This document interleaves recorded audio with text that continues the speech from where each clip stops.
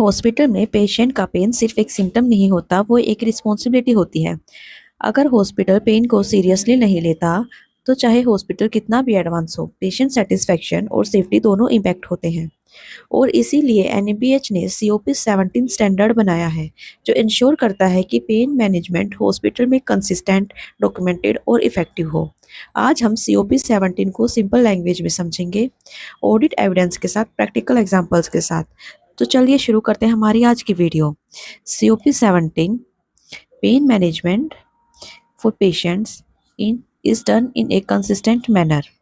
This standard ensures that every patient pain is assessed, documented, treated, monitored, and reassessed systematically across the hospital. इसका क्या मतलब है? Simple सा meaning है, हर patient का पेन चेक होगा, प्रॉपर असेसमेंट होगी, ट्रीटमेंट दिया जाएगा और रीअसेसमेंट भी होगी। सिर्फ दवा देना पेन मैनेजमेंट नहीं होता, सिस्टमेटिक प्रोसेस होना चाहिए। इसमें हमारा जो कमिटमेंट नंबर 1A रहेगा, patient in pain are effectively managed. क्या रिक्वायरमेंट है? हॉस्पिटल के पास रिटर्न पेन मैनेजमेंट पॉलिसी होनी चाहिए। The hospital must have written pain management policy based on sound clinical practices. Pain pain care should be, उसमें मतलब क्या होना चाहिए पेन केयर में? हॉस्पिटल के पास रिटर्न पेन मैनेजमेंट पॉलिसी होनी चाहिए। ठीक है।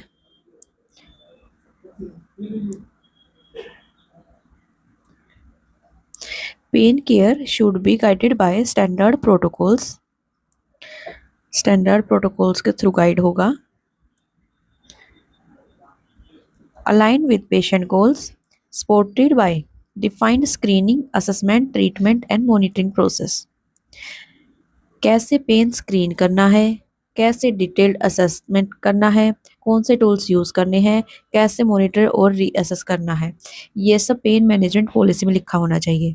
पेन मैनेजमेंट डॉक्टर के मूड पे डिपेंड नहीं होना चाहिए, वो स्टैंडर्डाइज्ड होना चाहिए।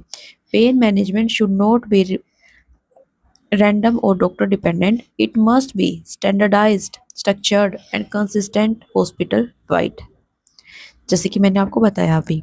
अब इसमें हम एविडेंसेस देखेंगे कि एविडेंसेस क्या होंगे। एक तो हमारा पढ़ा जो हमने pen management policy, second SOP mentioning. अब एसओपी में क्या चीज़ मेंशन होनी चाहिए?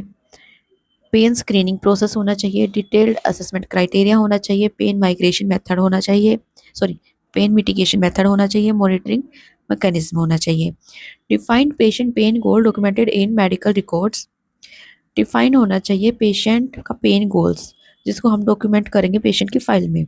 Training records of staff, staff को ट्रेनिंग दी जाएगी पेन मैनेजमेंट पॉलिसी के रिगार्डिंग। ये सब हमारे एविडेंसेस रहेंगे। इसके बाद नेक्स्ट है हमारा commitment B, patient are screened for pen.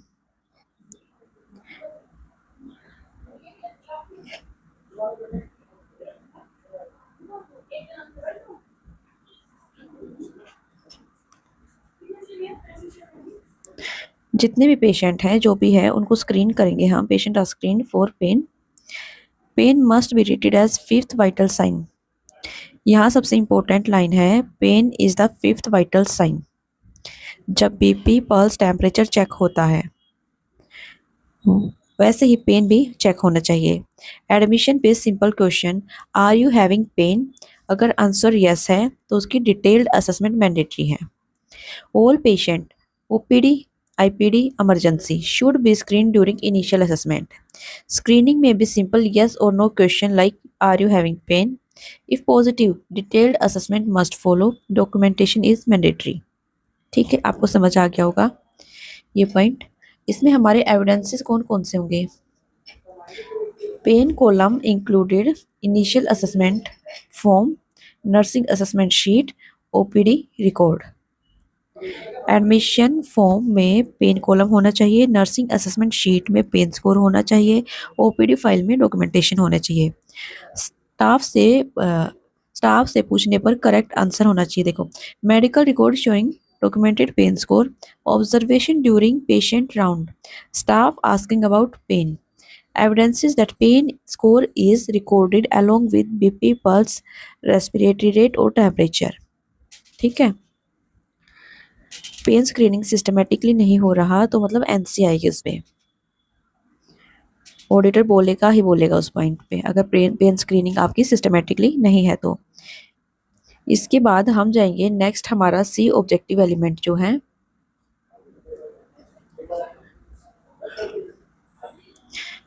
Patient with pain undergo detailed assessment and periodic reassessment. Detailed assessment and reassessment, अगर पेशेंट को पेन है तो सिर्फ पेन प्रेजेंट लिखना अनग नहीं है, ठीक है, काफ़ी नहीं है। If patient is pain if present and is major symptom, a validated pain assessment tool must be used based on patient category. Adults NRS numeric rating scale, children के लिए फ्लैग स्केल, न्यूनेट्स के लिए neonatal pen scale होगा, ventilated patients के लिए behaviour pen scale होगा, ठीक है। इसमें इंटेंसिटी 0 to 10 रहेगी। असेसमेंट मस्ट में इंक्लूड, क्या क्या चीज़ें इंक्लूड होगी, इंटेंसिटी होगी, करेक्टर शार्प है, डल है, बर्निंग है, किस टाइप का पेन है, फ्रीक्वेंसी, लोकेशन, ड्यूरेशन, रेडिएशन, ठीक है, ये सब आपको मेंशन करने पड़ेंगे। डिफरेंट पेशेंट्स के लिए डिफरेंट टूल्स होंगे, ठीक है, जैसे कि मैंने इससे पहले बताया, एक बार फिर से मैं आपको बता देती हूँ। ये था हमारा डिफरेंट पेशेंट के लिए डिफरेंट टूल्स, ठीक है, ये हमारे टूल्स हैं, और ये असेसमेंट में क्या क्या चीज़ें होनी चाहिए वो हैं, ठीक है। उसके बाद हम आते हैं रीअसेसमेंट पे। Reassessment must be done, reassessment में क्या क्या चीज़ें होंगी, post medication, post procedure at defined interval for all post operative patients. इसमें क्या है, रीअसेसमेंट में होना चाहिए specially post medication, post surgery, ICU patient में रेगुलरली, ठीक है। अब हमारे एविडेंसेस रहेंगे इसमें, pain scoring tool formats in files, post operative file में रेगुलर पेन स्कोर की एंट्रीज होंगी, पेन असेसमेंट शीट अटैच्ड इन आईपीडी फाइल्स, आईसीयू फाइल्स में पेन स्कोरिंग रहेगी, या आईसीयू हो, वार्ड हो, कोई भी हो, आईपीडी फाइल्स में सब में रहेगी। Post operative file showing regular pain score monitoring, medication के बाद रीअसेसमेंट एंट्री होगी, ICU file showing pain assessment for ventilated patients, documentation of reassessment after analgesic administration. अगर रीअसेसमेंट नहीं है तो मतलब मेजर गैप है। ये हमारे कुछ एविडेंसेस थे। इसके बाद हमारा नेक्स्ट ऑब्जेक्टिव एलिमेंट आ जाएगा कमिटमेंट डी। इसमें क्या है, pain alleviation measures are initiated and titrated according to patient need and response. Treatment must be based on assessment findings. Pain treatment और टाइट्रेशन, ट्रीटमेंट पेन स्कोर के according होना चाहिए, ये follow करता है WHO पेन लैडर प्रिंसिपल, ठीक है। Management में इंक्लूड नॉन फार्माक्यूटिकल, फार्माक्यूटिकल और सर्जिकल।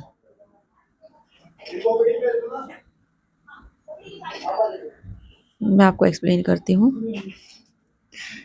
देखिए, मैनेजमेंट में इंक्लूड नॉन फार्माक्यूटिकल, फार्माक्यूटिकल और सर्जिकल। सबसे पहले मैंने बात की WHO के पेन लैडर की, तो हम पहले ये पॉइंट देखते हैं, उसमें क्या, एक माइल्ड होता है, मॉडरेट होता है, सीवियर होता है। माइल्ड में नॉन ओपोइड्स, मॉडरेट में वीक देंगे, और सीवियर में हम स्ट्रॉन्ग ओपोइड्स देंगे, ठीक है। ये हमारा WHO पेन लैडर प्रिंसिपल बोलता है। सिर्फ दवा देना अनग नहीं है, ठीक है, हमें पेशेंट का रिस्पॉन्स मॉनिटर करना होता है, डोज एडजस्ट करनी होती है, अगर फैसिलिटी नहीं है तो रेफर करो पेन स्पेशलिस्ट को। मैनेजमेंट क्या क्या इंक्लूड करेगा, अब ये वाला पॉइंट देखते हैं हम। नॉन फार्माक्यूटिकल, उसमें क्या होगी, पोजिशनिंग, आई सीटिंग थेरेपी, रिलैक्सेशन। फार्माक्यूटिकल में क्या होगा, एनाल्जेसिक्स, ओपोइड्स, जैसे कि ओपोइड्स का हमने यहाँ पे पॉइंट कवर किया।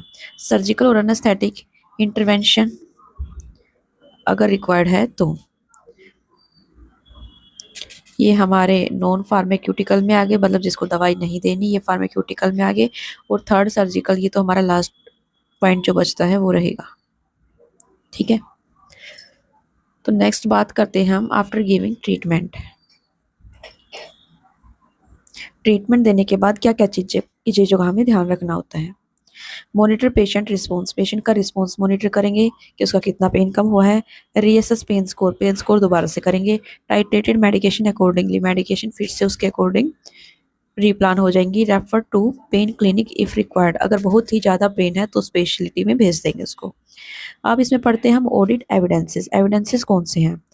Analgesic preparation as per pain score के अकॉर्डिंग एनाल्जेसिक्स प्रिपरेशन ही सॉरी प्रिस्क्रिप्शन, ठीक है। Medication titration documented.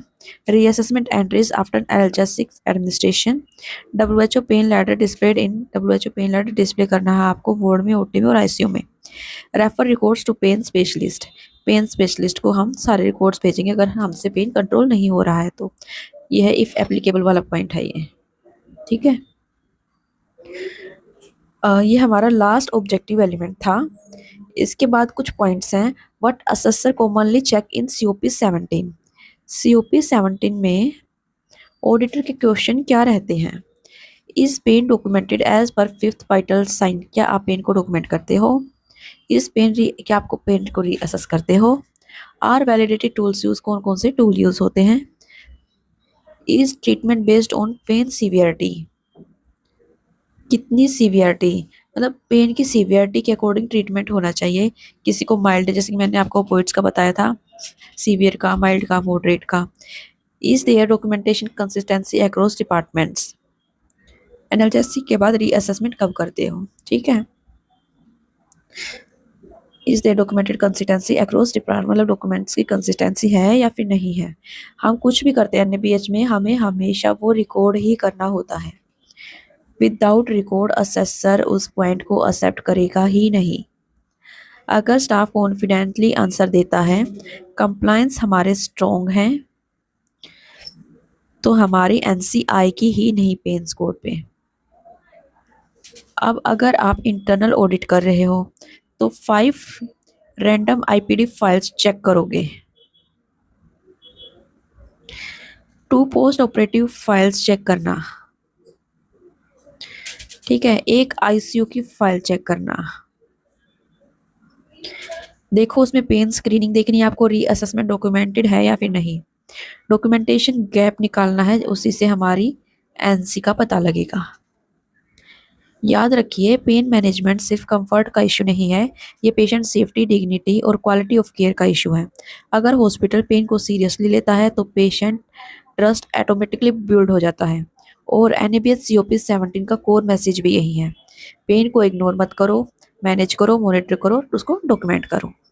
अगर आपको ये एक्सप्लेनेशन हेल्पफुल लगा हो तो वीडियो को लाइक, शेयर एंड सब्सक्राइब ज़रूर करें। मिलते हैं अगले वीडियो में इसी के साथ। Thank you for watching.